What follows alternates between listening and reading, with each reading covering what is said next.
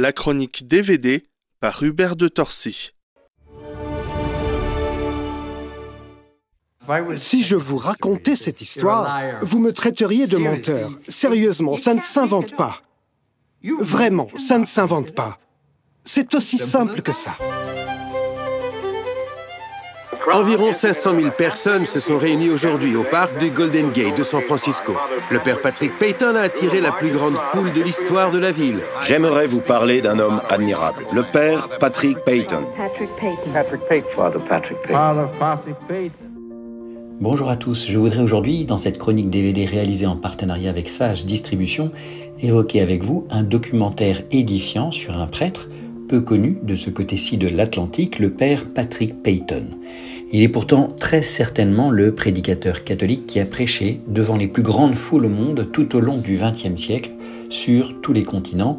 C'est à lui qu'on doit cette formule, reprise par la suite par ces géants de la foi que sont Sainte Mère Teresa et Saint Jean-Paul II. La famille qui prie ensemble reste ensemble. Sa voix était tellement puissante que les gens pleuraient en l'écoutant. C'était fou de penser qu'un jeune homme de la paroisse fréquentait toutes ces vedettes du cinéma et qu'elles se démenaient tant pour lui. Le prêtre du rosaire, c'est ainsi qu'il a été surnommé et c'est également ainsi que s'intitule ce documentaire. Ce prêtre du rosaire, donc, est né en Irlande en 1909.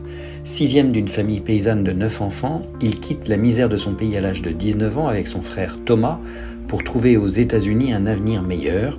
Embauché comme sacristain dans la cathédrale de Pennsylvanie, sa vocation sacerdotale se déploie. Il entre avec son frère au séminaire de la Congrégation de la Sainte-Croix. En 1939, une tuberculose manque de l'emporter jusqu'à ce que la Sainte Vierge vienne le guérir miraculeusement de cette maladie.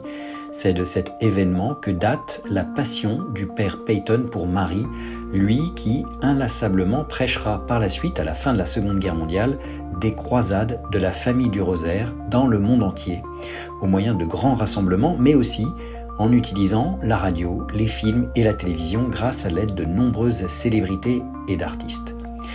Il fut, de ce point de vue, un des pionniers de l'utilisation des masses médias pour l'évangélisation. Décédé en 1992, le père Patrick Peyton est désormais vénéré comme serviteur de Dieu. Le prêtre du rosaire est désormais disponible en DVD dans toutes les librairies ainsi que sur la boutique en ligne laboutiquesage.fr, la boutique sage.fr. Il est également accessible en vidéo à la demande sur plusieurs plateformes, dont la plateforme www.sageplus.fr. À bientôt.